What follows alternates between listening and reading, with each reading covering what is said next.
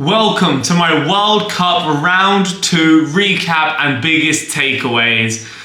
There's been a lot of action. It's been amazing, it's been exciting, and it's time to review it all, and I'll give you my thoughts on these amazing 24 games that we saw in the second round of the World Cup group stages as we approach the third round, which starts tonight with my country playing, obviously, the do-or-die game against Mexico, which I'm just incredibly nervous about, and I don't think it's going to end well, but hope is still here. But let's take it back to round 2. Because that is where we started. We played against South Africa. There was a full recap on my channel. I'm not going to talk about the game. In short, it was absolutely terrible from us. And, we gave up a real opportunity to make it out the group here, as did South Africa, in fairness. The other game in our group, Mexico beat Korea. It wasn't pretty. It wasn't exceptional. It wasn't convincing, but they got the job done. Luis Romo getting the winner in Guadalajara, and Mexico atop of the group. Now the game against us has no meaning for them.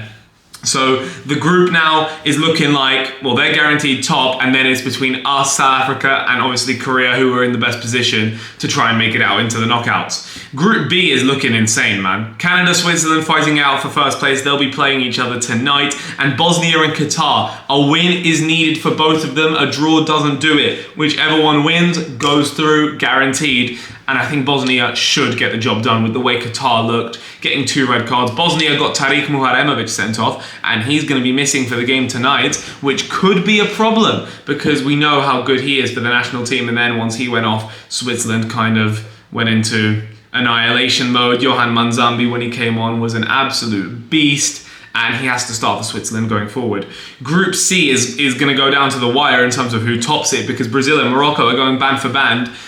They both won last week. They drew in the opening game against each other, and it's going to be about who tops it based on goal difference, because I think both of them will be winning against Haiti and Scotland tonight. In terms of takeaways from this group, I really don't think there's anything that we didn't know already.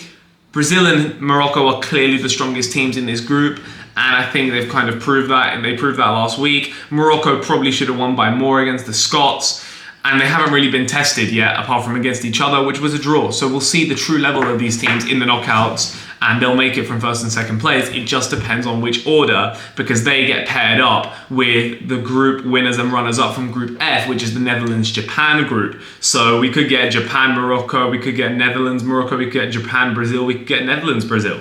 That's going to be fun. And I'm excited for those games. They're on tonight as well. And then tomorrow night, we got some crazy ones. Because Group D, man, Turkey are out of the World Cup. I made a video reacting to that, so go check that out, because that was absolute cinema for everyone involved. And Paraguay and Australia are going to be fighting tomorrow for progression out into the knockout stages. I think both of them will make the knockouts, but it just depends on who comes second and who comes third, because that matters. Third place is going to get a pretty tough draw. Second place, the draw is going to be favourable, to be honest. And the USA are guaranteed to top this group. They've been unbelievable, and they're just getting ready for the knockouts. We'll see who's going to be the first team that properly tests them. But I think the key takeaway from this group is that the US are serious, man. And Australia, it was a Tony Popovich disaster class against the US. They really didn't look good in that game. And they're going to have to redeem themselves against Paraguay, who themselves grinded out that win against Turkey, obviously being down to 10 men in the second half due to the Miguel Almiron red card, which I didn't agree with personally. Group E, guys, this is where I'm most disappointed. This is where I'm most disappointed because these are my dogs. These are my dogs. This is a team I've believed in since 2021. It's a team I love this team. I watch all their games, and they've honestly disappointed me so much, and it's not even a shock. Ecuador. 0-0 to Curaçao. Mate, I'm sorry. Eloy Room, bro. 15 saves. Unbelievable performance. But how on earth did Ecuador not score against Curaçao? It is genuinely the biggest disgrace. Ecuador might actually be frauds. I mean, I don't want to say it yet because they're still yet to play Germany, and I'm praying, fingers crossed, everything goes well and they can win that game. But if they don't, then I'm going to say these guys are frauds and they should all take responsibility. Now, Becasese takes most of the responsibility because he is just an absolute disaster of a football coach, and I don't rate him in any way. I don't see an identity here. I don't like his starting 11s. I don't like his substitutions. The fact that Angelo Preciado got 7 minutes in a game like this. The fact that Valencia played the whole game. starting Jordi Alcivar. Like, it was just outrageous from Becasese, like outrageously poor, but the players as well have got to take lots of the blame. Enner Valencia, how many chances does he want to get? The one in the second minute is an absolute sitter that on my life I would score, bro. Like, I would score that. I couldn't believe it. Like, Hincapié, how much is he getting torn apart? Curaçao at one point looked like they really were going to score in this game. I'm so worried for Ecuador, man. It's a disaster. After so much dark horse clout, after what we saw in qualifying, after the talent on this team, to come to the World Cup and produce that.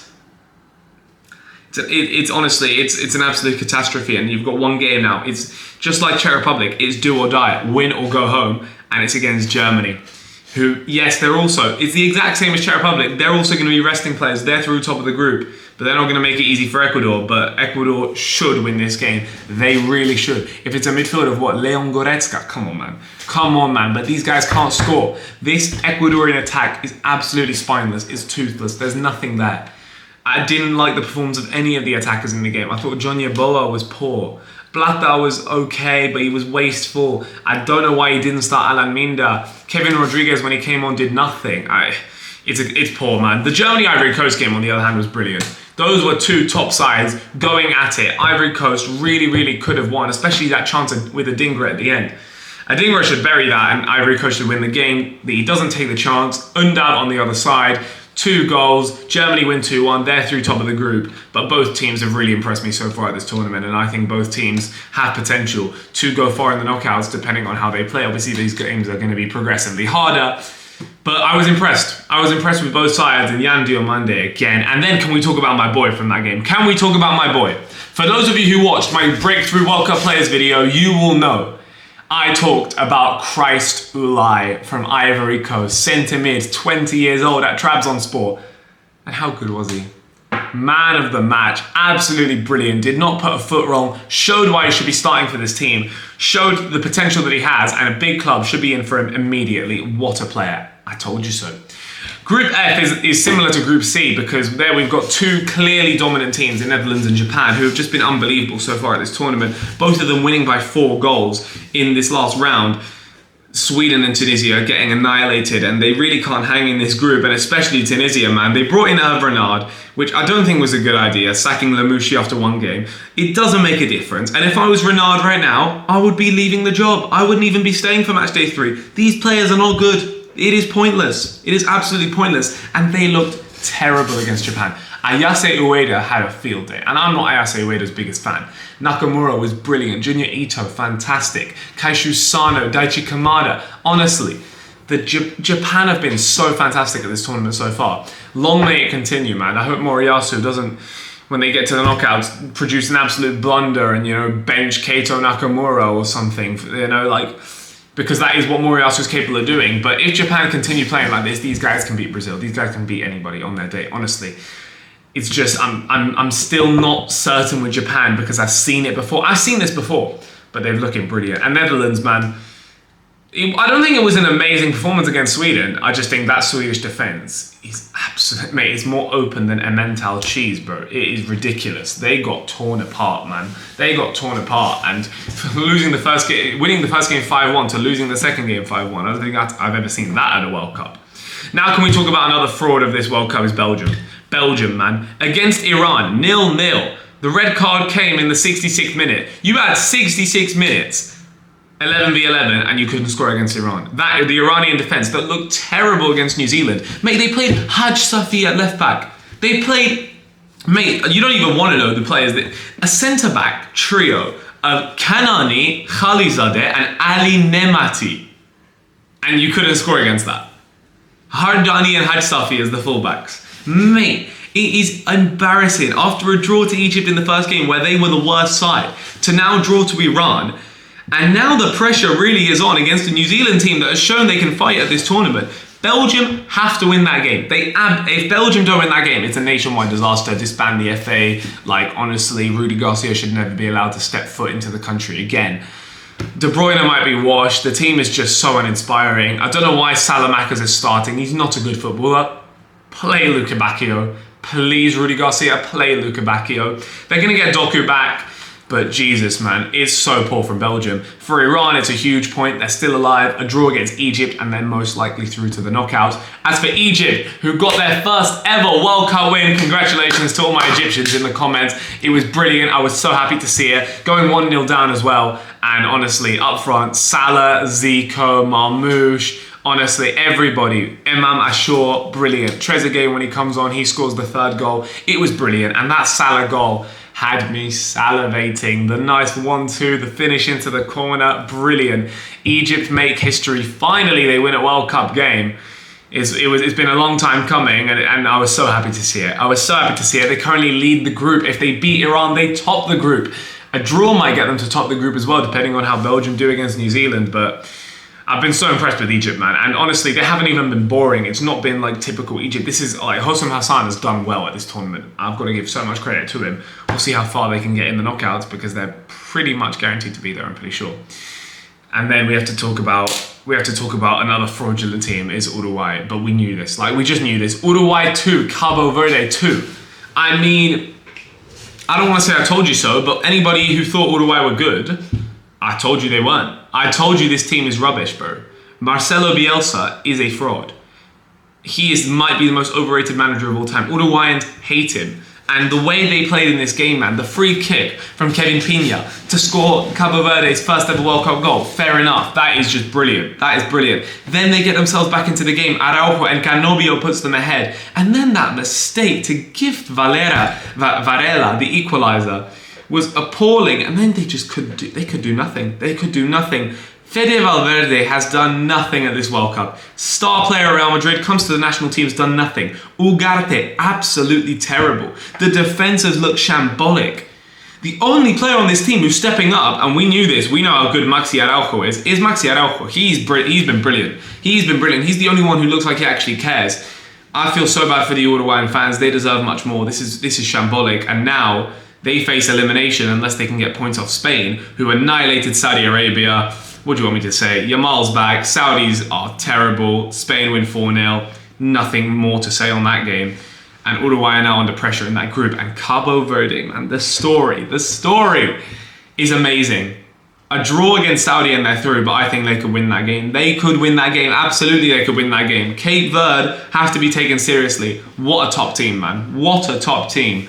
And they proved it again, man. They proved it again. We know Uruguay's not good, but still getting a draw is impressive, man. And they're really living off that momentum. I think Bubista a top manager.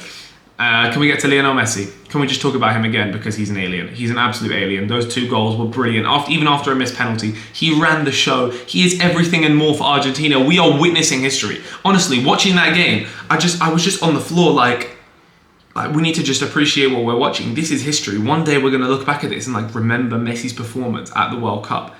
And he's just done it again. 5 goals already at the World Cup. The top goal scorer in 2018 and 2014 and 2010 all finished on 6. He's on 5 after 2 games. He's probably not going to play against Jordan. But my word, how good is Lionel Messi, bro? How good is this Argentina team? And Austria's attack let them down. And they're now going to have to play Algeria in that game to decide who comes second and third. But you might not even want to finish second. Algeria got their big game over the line. They beat Jordan coming from behind with 2 set-piece goals. It wasn't pretty, but Benboali and Guiri get it done. Vladimir Petkovic's subs work.